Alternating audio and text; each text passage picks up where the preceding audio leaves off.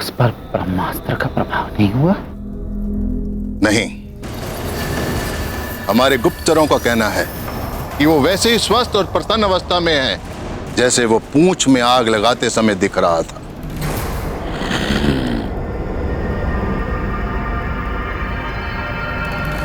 ये कैसे संभव हो सकता है?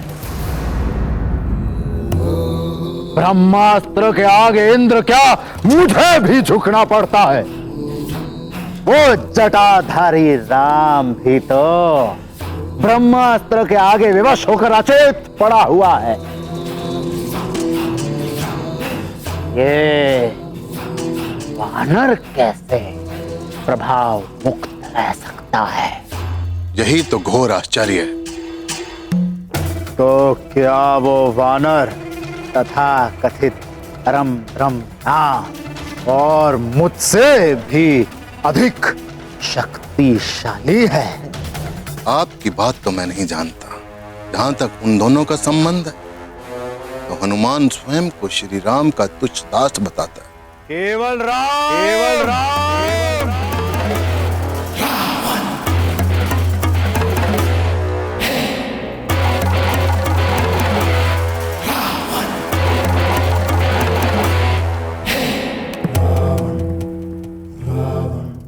अरे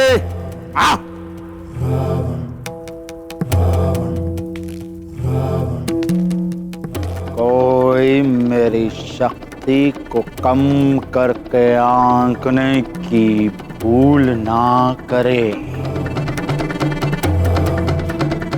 मेरे पराक्रम से इंद्र भी हर हर कांपता है। ग्रह नक्षत्रों को मैं अपनी इच्छा से जहां चाहे अपनी इच्छा से घुमाता हूं। मेरे अतिरिक्त वो कौन है जिसने महादेव शिव शंकर के निवास कैलाश को हिला कर रख दिया हो? मेरे अतिरिक्त है कोई ऐसा तपस्वी जिसने 10 सहस्त्र वर्षों तक तपस्या की हो और हर 1 सहस्त्र वर्ष अपने एक एक शीश को स्वयं काट कर अर्पित कर दिया हो?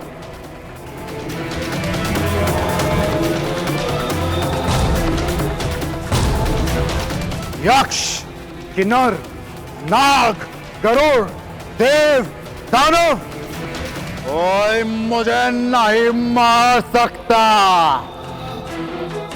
इन मनुष्य और वानरों को तो मैं कीट पतंगों की तरह मसल डालूंगा। मुझे ब्रह्मा का वरदान प्राप्त है। मैं अमर हूं, अजय हूं।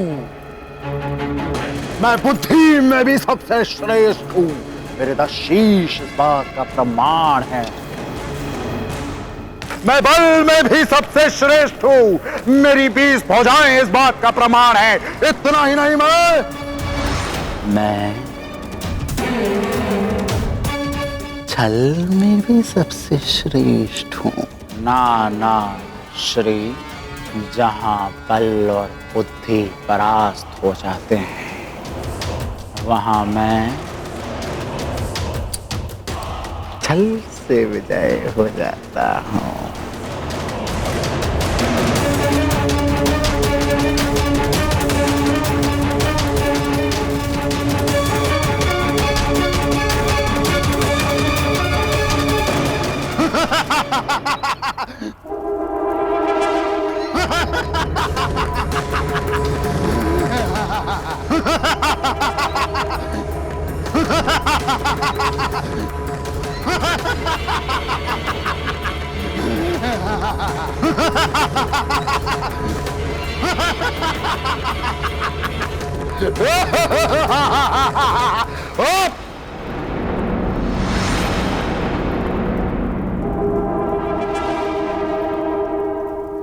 काल नेमी, मेरा ये कार्य काल नेमी करेगा।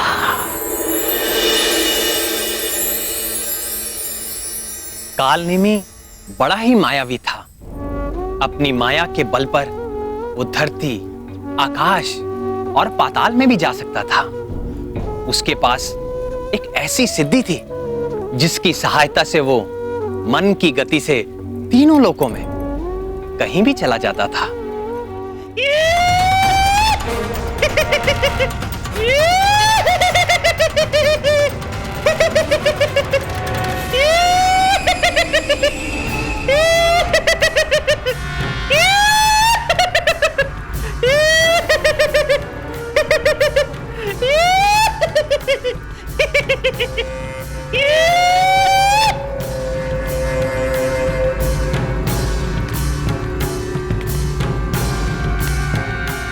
कालनेमी, तुम आ गए।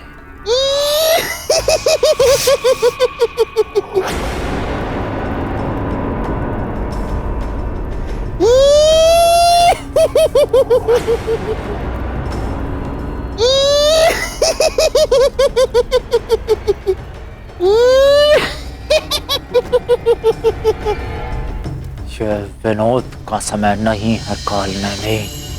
ये विनोद का समय नहीं है कालनेमी।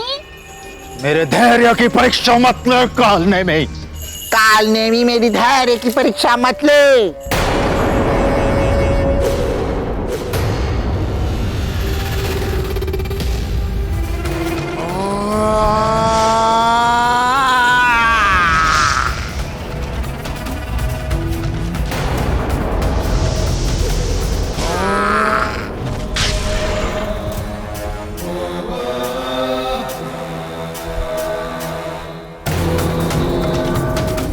दशानन को रुष्ट करने का परिणाम जानता है?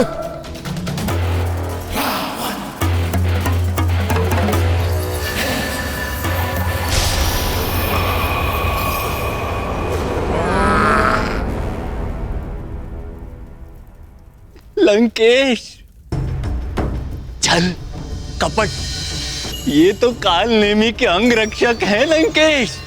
छल, कपट, कलह, विग्रह, दुराचार, मिथ्याचार, माया, मोहन, वशीकरण, कुछ भी करके, कोई भी युक्ति से उस वानर का अंत कर। वानर? कौन वानर लंकेश? वही जो मेरे गले का कंटक बना हुआ है, हनुमान।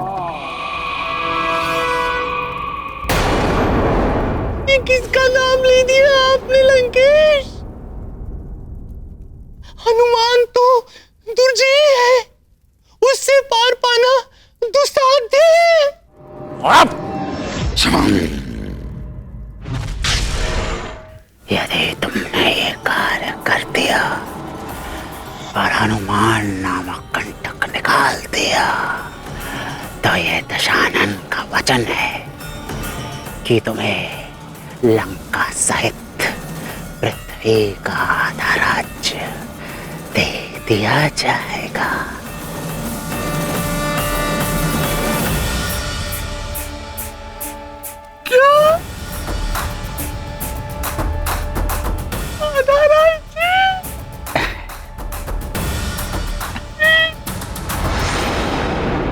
नहीं,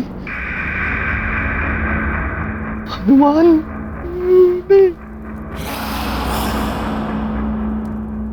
यदि तुमने ये कार्य ना किया तो यह भी दशानन का वचन है कि तुम्हारी जीवन लीला का अंत इसी क्षण कर दिया जाएगा।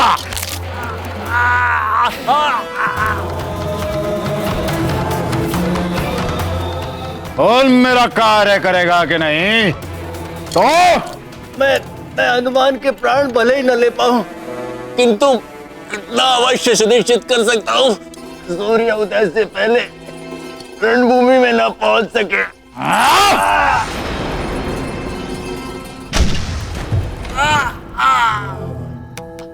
तू बस उसका वध सुनिश्चित कर।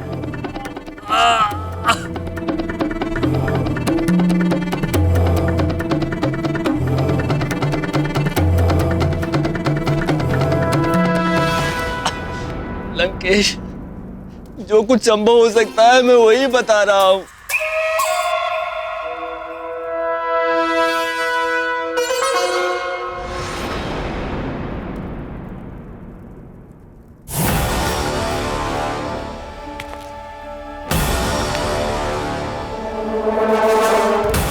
अब जा वध कर दो उस हनुमान का।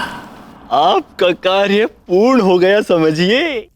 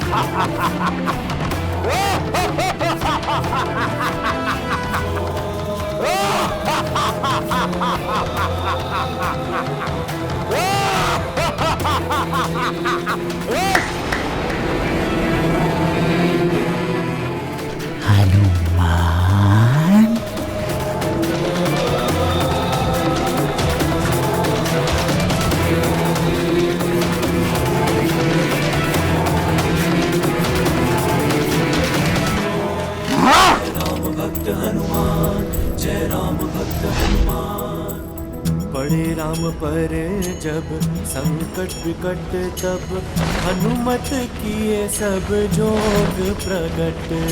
पड़े राम पर जब संकट तब हनुमत किए सब जोग प्रगट।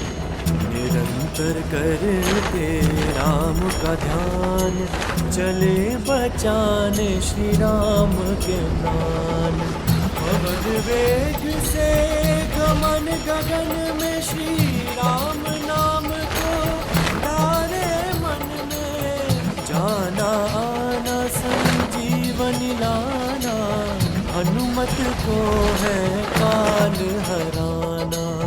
काल नेमी से पार भी पाना हनुमत को है काल हराना। कालनेमी आंजनेय हनुमान की हत्या का प्रबंध करने के लिए वो एक पल में ही पाताल जा पहुंचा।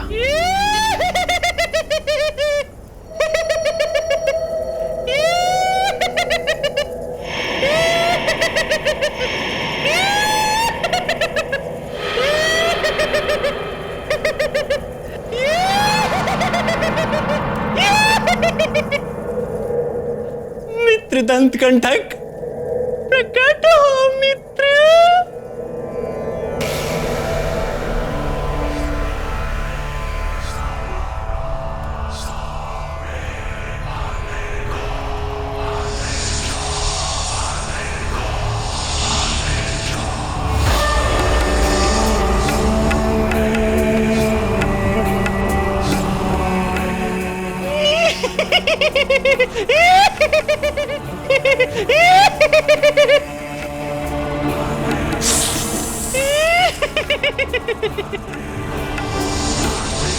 मित्र, तुम्हारे अपने मित्र कालनेमी की सहायता करने का क्षण आ गया है मित्र।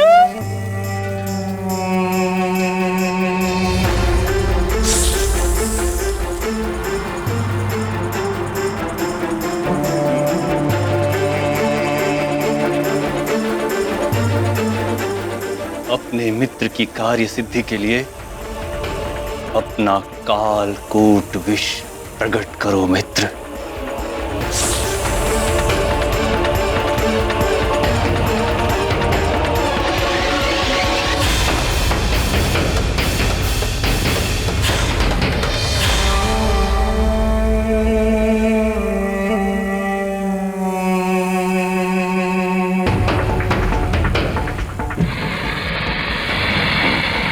धन्यवाद मित्र, धन्यवाद।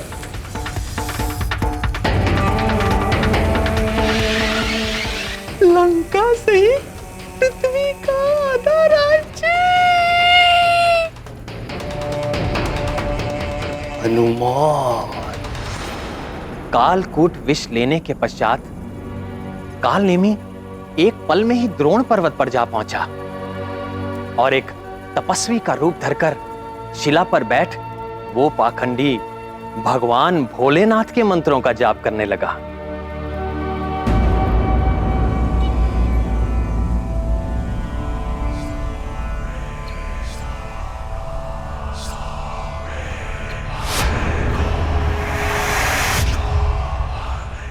शिवम शिवाय वंदे शंभु गुरुवाय। ओम नमः शिवाय। ओम नमः शिवाय। ओम नमः शिवाय। ओम नमः शिवाय। नमः शिवाय। ओम नमः शिवाय। जय श्री राम। ओम नमः शिवाय। ओम नमः शिवाय। ओम नमः शिवाय। मुनिवर, मेरा प्रणाम स्वीकार करें। मैं केसरी पुत्र हनुमान प्रभु श्री राम का तुच्छ दास हूं।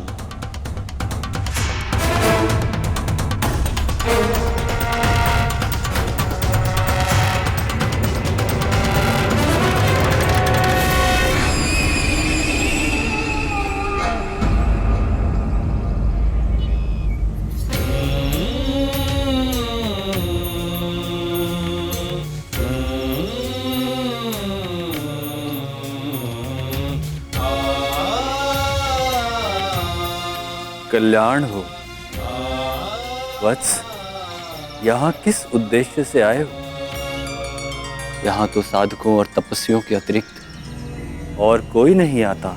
मैं यहाँ पर संजीवनी आदि 4 दिव्य औषधियाँ लेने आया हूँ, किंतु मुझे जो लक्षण दिए गए थे, यहाँ पर तो सारी औषधियाँ वैसी ही प्रतीत हो रही हैं। आपकी सहायता का आकांक्षी हूँ।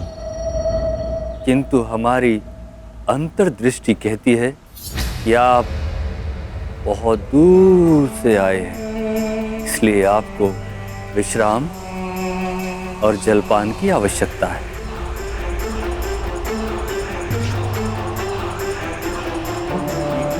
ये लीजिए।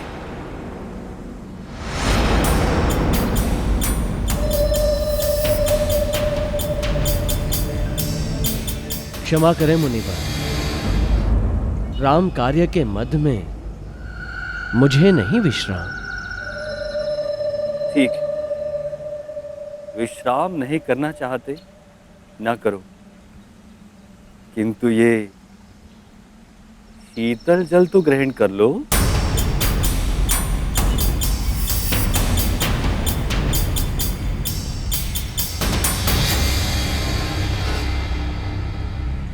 नहीं, जल पीने का भी समय नहीं है।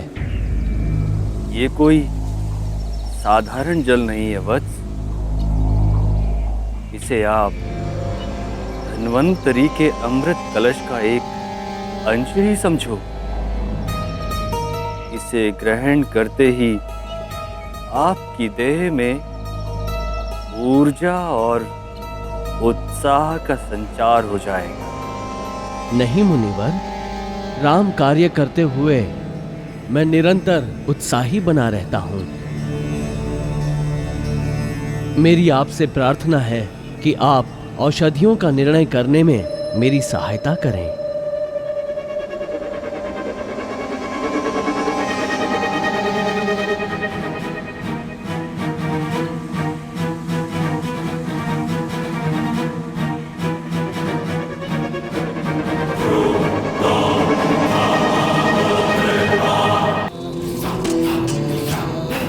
ये वानर कैसे प्रभाव मुक्त रह सकता है? यही तो घोर आश्चर्य है। तो क्या वो वानर तथा कथित परम ब्रह्मा और मुझसे भी अधिक शक्तिशाली है? आपकी बात तो मैं नहीं जानता।